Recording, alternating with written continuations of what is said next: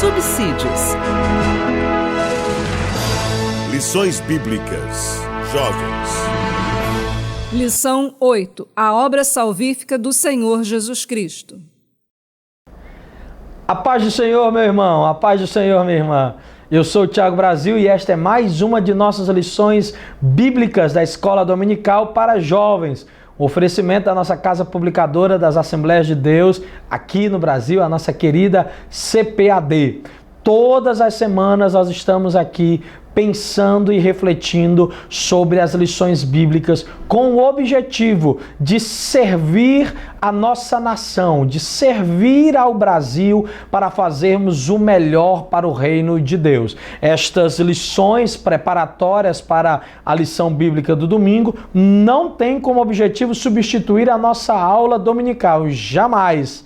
Jamais. O objetivo das nossas lições, das nossas videoaulas, são, na verdade, para reforçar, para ajudar, para auxiliar você, professor, através de métodos e dicas que você possa utilizar para o bom desenvolvimento da sua aula, para que assim você possa, sem dúvida alguma, ter uma relação todos os domingos cada vez melhor entre conhecimento e aprendizado. Bom, nós estamos na lição de número 8 e vamos tratar hoje sobre a obra salvífica do Senhor Jesus Cristo. Mas antes disso, professor, como está a sua relação com os seus educandos? Como está a sua relação com os seus alunos? Você possui uma relação boa? Você é amigo dos seus alunos? Você é amigo dos frequentadores da sua sala? Ou a relação entre você e seus alunos ela é puramente protocolar, ela é puramente institucional? Não, irmão Thiago, eu vou aos domingos, dou aula e depois saio e não tenho mais nenhuma relação. Olha, acredite, o espaço da Escola Bíblica Dominical ele é muito rico para ser utilizado apenas desta forma tão limitada. É necessário que nós nos apropriemos daquilo que Deus tem nos dado para que o reino dele cresça, para que a bondade dele se manifeste e para que o poder dele apareça mais e mais nas nossas relações. Por isso, a minha sugestão é: tente aproximar-se dos seus alunos, tente manter um vínculo de confiança. Eles estão numa fase da vida em que muitas vezes falta-lhes referenciais, pessoas para as quais eles possam olhar e ter como balizas para a sua vida, para seu desenvolvimento moral e espiritual. Pessoas como você, professor, professora, são sem dúvida alguma referências para os nossos jovens nessa geração. Por isso, não perca a oportunidade de fazer da classe da Escola Bíblica Dominical um momento de discipulado, um momento de acompanhamento, um momento para abençoar a vida daqueles que precisam de Jesus de Nazaré. Neste caso, dos seus jovens, dos alunos que estão na sua aula. Bom, a dica que eu tenho para trabalharmos este tema, que é o tema sobre a obra da salvação, é uma dinâmica que talvez lhe dê um pouco mais de trabalho para ser constituída, mas de um modo geral ela tem um efeito bastante interessante. A sugestão é: contabilize a quantidade de pessoas que estão na sua sala, crie, construa, faça algumas caixas de presentes de tamanhos diferentes para dar a cada um daqueles que estão presentes. Na verdade, você vai contabilizar a sua turma e vai deixar faltando uma caixa. É como se todos tivessem o direito de pegar o presente, todos tivessem o direito de ir lá na caixa para tomar o seu presente, mas de repente alguém vai ficar de fora. Então você previamente prepara as caixas, no dia da aula contabiliza os presentes, põe a quantidade de caixa equivalente às pessoas menos uma, de tal forma que no início da aula você diz: olha, eu estou aqui e hoje eu vim para dar um presente a cada um de vocês e esse presente está disponível a todos. Quem quiser pode pegar. E aí essa é a hora de saber o que vai acontecer. Se as pessoas, se os seus alunos irão se levantar e vão pegar os presentes, se eles entenderão que podem tomar já o direito do presente na sua mão, se eles vão perceber que após cada um deles pegar o presente, faltará o presente a um deles que estará lá dentro da sala. E a partir dessa relação, você pode fazer uma série de analogias com relação à salvação. A primeira, você pode demonstrar aos seus alunos que a salvação é como o ato de distribuir presentes. Você pode oferecer, mas as pessoas precisam tomar o presente, precisam pegar o presente, precisam receber o presente. Lembre a eles que existem indivíduos que, mesmo tendo a possibilidade de receber gratuitamente dádivas, dons, presentes, eles permanecem de braços cruzados e preferem não receber. Assim é a obra da salvação, ofertada a todas, dado a todas as pessoas, mas algumas pessoas insistem em não pegar, insistem em não querer acessar aquilo que é a dádiva de Deus. Uma outra possibilidade de analogia com relação à salvação é demonstrar que o protagonismo da salvação é sempre todo de Deus. É Deus quem faz o presente, é Deus quem dá o presente, é Deus quem chama para pegar o presente. E mesmo assim, algumas pessoas tendem a rejeitar o presente. Perceba que algumas pessoas, talvez, se você fizer a dinâmica de oferecer o presente a elas, de colocar o presente na mão delas e perguntar se elas querem, talvez algumas pessoas rejeitem. Rejeitem por medo, rejeitem por vergonha, rejeitem por desconhecimento. E isso, de novo, serve como uma boa analogia para demonstrar que, apesar de Deus ter todo o protagonismo, ter todo o cuidado de mostrar a sua graça e a sua salvação a nós, algumas pessoas tendem a repetir que vão ficar longe, não querem se aproximar e não estarão próximos da graça de Deus. Por fim, um último esforço de analogia com essa nossa dinâmica inicial é pensar que você pode demonstrar a seus alunos que a salvação ela é dom de Deus para ser repartida entre todos. E se você lembrar que seus alunos, dependendo da sua turma, todos pegaram presentes e não repartiram o presente com aquele que ficou sem, você pode demonstrar que esse é um grande problema com relação aos salvos, que muitas vezes não conseguem compreender que a dádiva e o privilégio de ser cristão é algo para ser compartilhado entre as pessoas da nossa geração, e não apenas para ser segurado, para ser tomado, para ser controlado com um pequeno grupo. A igreja não é um pequeno grupo fechado de pessoas que não podem abraçar os outros. O chamado da igreja é para aqueles que estão de fora.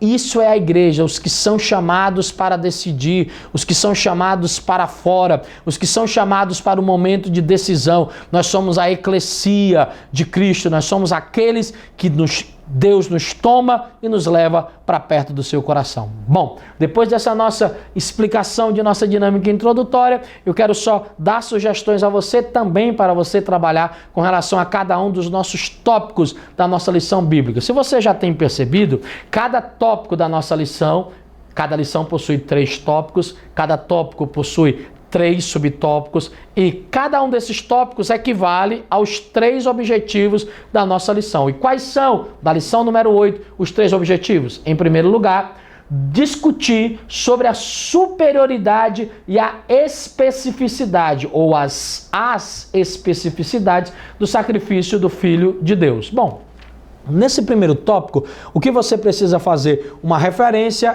entre aquilo que é sacrificar no Antigo Testamento, aquilo que é o sacrifício no Novo Testamento e apresentar a superioridade ou a singularidade do sacrifício da salvação de Cristo. Ora, nesse ponto que nós temos que perceber é demonstrar aos nossos alunos que antes da vinda de Cristo, que antes da graça, os sacrifícios serviam apenas como instrumentos ritualísticos para apontar o pecado. Todas as vezes que alguém sacrificava, aquilo era um pedido de perdão, mas ao mesmo tempo também era símbolo de seu pecado, símbolo de seu erro. A cada animal sacrificado ficava patente o erro e a decadência humana. Caro professor, utilize então este aspecto da aula para demonstrar a seus alunos que, na verdade, essa é a condição humana, a condição pecadora, e que o sacrifício, especialmente do Antigo Testamento, era apenas um caminho paliativo para a manifestação do grande sacrifício. Ora, e qual é o grande sacrifício? Aí nós vamos pular do subitem 1 para o subitem 3 do primeiro tópico, que é o sacrifício de Cristo Jesus. Sacrifício incomparável, sacrifício único, insuperável, que através de seu amor, que através de sua doação, que através de sua graça é capaz de nos alcançar e de produzir uma tão grande salvação a nós. Nós não precisamos mais de sangue de bodes, não precisamos mais de sangue de carneiros, nós precisamos apenas do poderoso sangue de Jesus vertido na cruz do Calvário para não mais apenas cobrir nosso pecado num processo de apontar o erro, mas na verdade para perdoar as nossas falhas, declarando e dizendo o quanto Deus nos ama e o quanto a sua misericórdia dura para sempre. E aí, se nós entendemos que os sacrifícios do Antigo Testamento são apenas para apontar o pecado, que o sacrifício de Cristo é único e singular, nós pensaremos então, sem dúvida alguma, no último momento, que é a necessidade de entendermos os sacrifícios no Novo Testamento. E o que significa no Novo Testamento a imagem do sacrifício? Sacrificar agora é doar a Deus com intenção, é dar a Deus com afeto, com intencionalidade. É, por exemplo, quando a Bíblia Sagrada declara no livro do escritor aos Hebreus, em que nós devemos oferecer a Deus sacrifícios de louvor. E que sacrifício de louvor é esse? Precisamos ofertar a Deus nossas vidas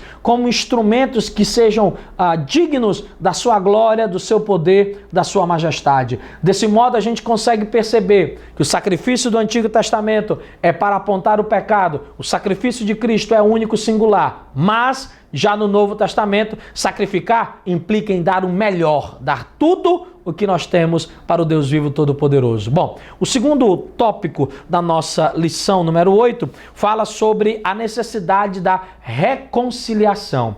A salvação, ela passa pelo sacrifício de Jesus, porque através desse sacrifício Deus estava reconciliando o mundo consigo. E aí nós precisamos discutir com os nossos alunos o processo da reconciliação.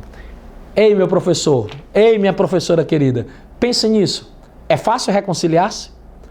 Você já teve relacionamentos rompidos?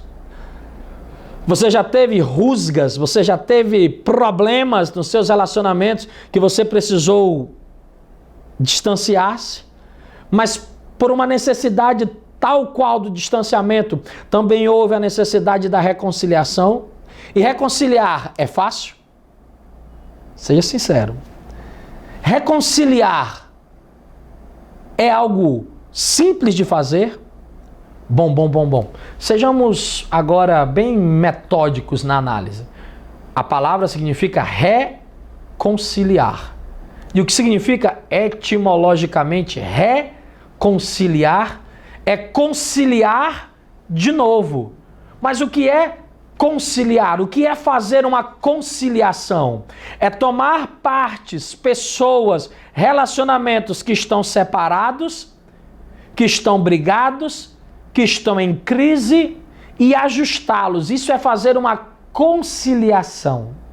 Isso é conciliar os fatos, as pessoas, os relacionamentos. Mas uma vez feita a conciliação, que é algo difícil, há momentos em que o relacionamento não persiste, ele quebra, desfaz-se, e aí é necessário o quê? Reconciliar, refazer os cálculos, reajustar os relacionamentos, repensar naquilo que é feito, de uma tal forma que aquilo que antes estava pacificado e conciliado necessite novamente de um processo de ajuste, de aproximação e de ação da parte de Deus. Com relação à salvação, é exatamente isso que aconteceu. Deus criou a humanidade para perto de si. Deus fez a humanidade em Adão em Eva, manifestou o seu amor àquele primeiro casal, mas depois de Deus ter conciliado, ajustado, feito tudo ficar perfeito, a humanidade vai lá e se afasta de Deus.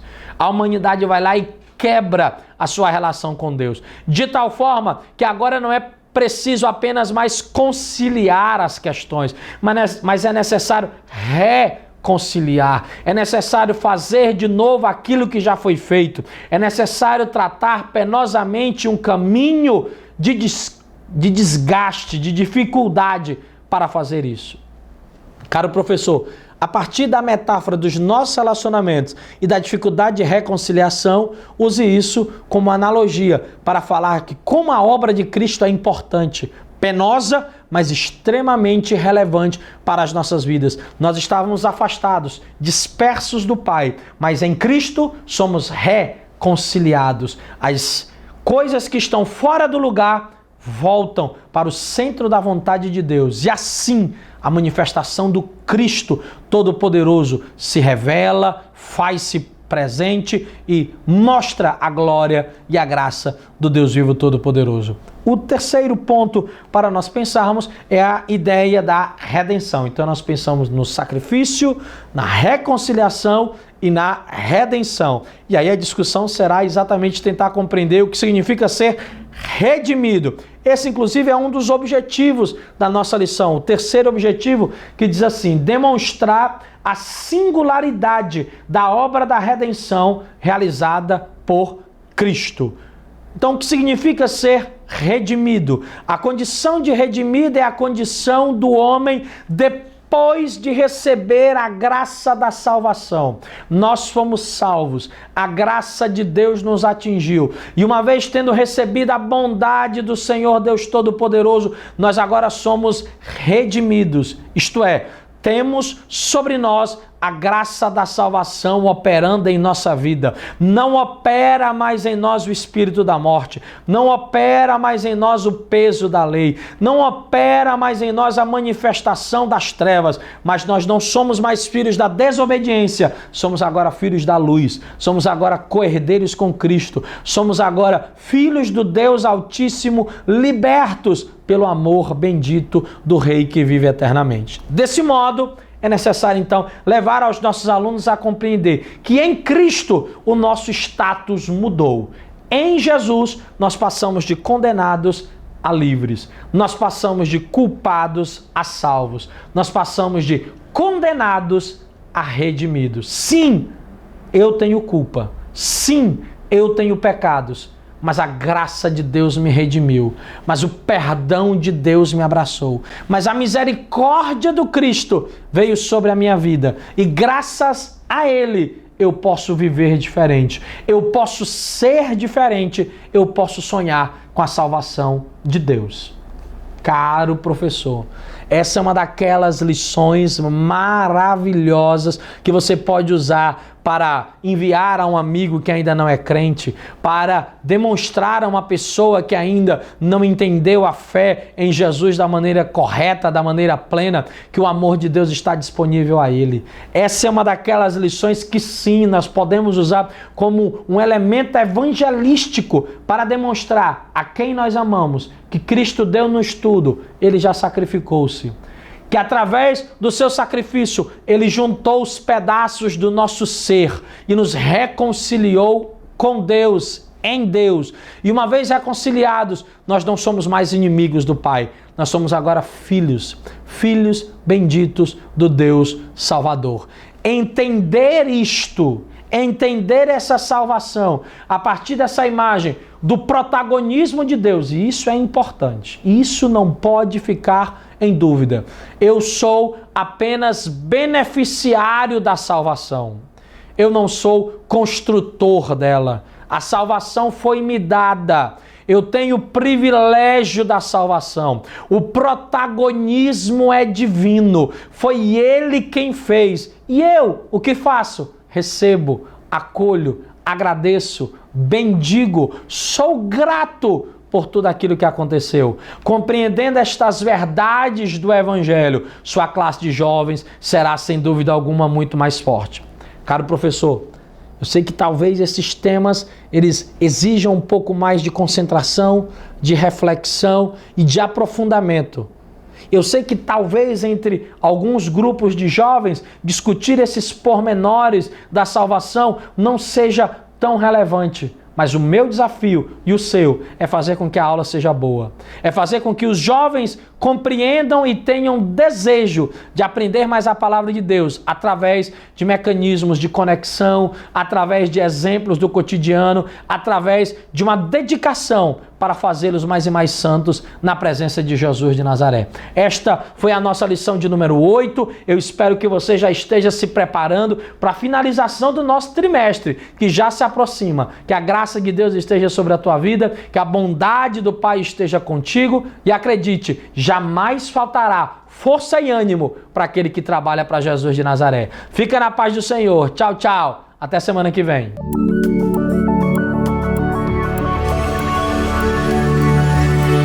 CPAD, a editora da Escola Dominical.